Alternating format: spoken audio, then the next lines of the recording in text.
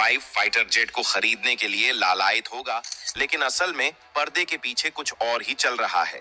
भारत ने रूस के साथ सीक्रेट बैठकों का दौर शुरू कर दिया है और अब MRF डील के तहत 114 फिफ्थ जनरेशन फाइटर जेट्स की योजना बना चुका है।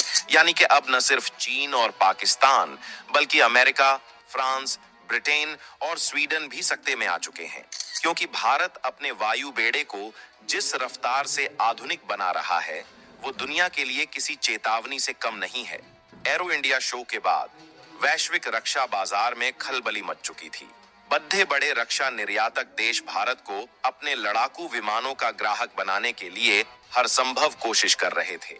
अमेरिका अपने F-35 को लेकर उत्सुक था, फ्रांस अपने राफेल F-4 की पेशकश कर रहा था, स्वीडन ग्रिपेन E को लेकर बातचीत में था और रूस पहले से ही Su-57 की पेशकश कर चुका था। लेकिन भारत अब इस पूरे समीकरण को नए तरीके से सेट करने वाला है। दोस्तों, भारत के सामने दो बड़े फैसले थे। पहला, 5वीं पीढ़ी के स्टेल्थ फाइटर जेट की खरीद और दूसरा, MRF प्रोजेक्ट के तहत 114 मल्टी रोल फाइटर जेट्स को शामिल करना। दुनिया को लग रहा था कि भारत परंपरागत तरीके से 4.5 जनरेशन फाइटर जेट्स को चुनेगा, लेकिन अब जो घटनाक्रम सामने आ रहा है वो पूरी तरह से अप्रत्याशित है। भारत ने अपने सभी विकल्पों पर दोबारा विचार किया और फैसला किया कि अब उसे सिर्फ 4.5 जनरेशन फाइटर जेट्स तक सीमित नहीं रहना, बल्कि सीधे 5वीं पीढ़ी के स्टेल्थ योद्धाओं को अपनी वायुसेना में शामिल करना है। और इसके लिए भारत ने अमेरिका या फ्रांस को नहीं, बल्कि अपने पुराने सामरिक सहयोगी रूस को चुना है। यानी कि भारतीय आसमान में अब ऐसे महाविनाशक स्टेल्थ फाइटर जेट्स उतरने वाले हैं जिनका कोई मुकाबला नहीं कर सकता। दोस्तों, भारत का रक्षा क्षेत्र हमेशा से ही अप्रत्याशित फैसलों के लिए जाना जाता है और इस बार भी कुछ ऐसा ही हुआ है।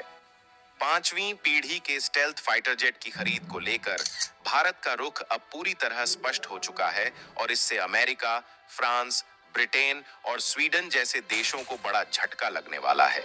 उन्हें लग रहा था कि भारत उनके 4.5 जनरेशन फाइटर जेट्स में से किसी एक को चुनेगा, लेकिन अब भारत ने Su-57 की ओर कदम बढ़ाकर ये साफ कर दिया है कि उसकी सोच सिर्फ वर्तमान पर नहीं बल्कि भविष्य की वायु शक्ति पर केंद्रित है। रूस ने दावा किया है कि भारत Su-57 को लेकर गंभीर बातचीत कर रहा है और अगर ये डील होती है तो भारतीय वायुसेना के लिए ये किसी गेम चेंजर से कम नहीं होगा। अब सवाल उठता है कि आखिर भारत ने ये कदम क्यों उठाया और Su-57 में ऐसा क्या खास है जो इसे बाकी फाइटर जेट्स से अलग बनाता है। दोस्तों, इसके लिए हमें थोड़ा पीछे जाना होगा और समझना होगा कि MRF प्रोजेक्ट की शुरुआत क्यों हुई थी। दरअसल भारत अपनी वायुसेना की ताकत को कई गुना बढ़ाने के लिए 114 मल्टी रोल फाइटर जेट्स की खरीद की योजना बना रहा था। इस प्रोजेक्ट में दुनिया की कई बड़ी कंपनियां अपने अपने लड़ाकू विमानों को भारत को बेचने के लिए तैयार थीं। फ्रांस ने अपने अत्याधुनिक राफेल F-4 की पेशकश की, अमेरिका ने F-21 और F-35 को लेकर बातचीत की, स्वीडन ग्रिपेन E के साथ मैदान में था और रूस Su-57 को लेकर पहले से ही तैयार था। रक्षा विशेषज्ञों को लग रहा था कि भारत इनमें से किसी 4.5 जनरेशन के फाइटर जेट को चुन सकता है, लेकिन अब तस्वीर पूरी तरह बदल चुकी है। भारत के इस फैसले के पीछे सबसे बड़ा कारण है उसका सुपर सुखोई प्रोजेक्ट। भारत पहले से ही अपने Su-30 फाइटर जेट्स को सुपर सुखोई में अपग्रेड करने की योजना पर काम कर रहा है। ये अपग्रेड इन विमानों की क्षमता को 4.5 जनरेशन के किसी भी फाइटर जेट के बराबर या उससे भी आगे ले जाएगा।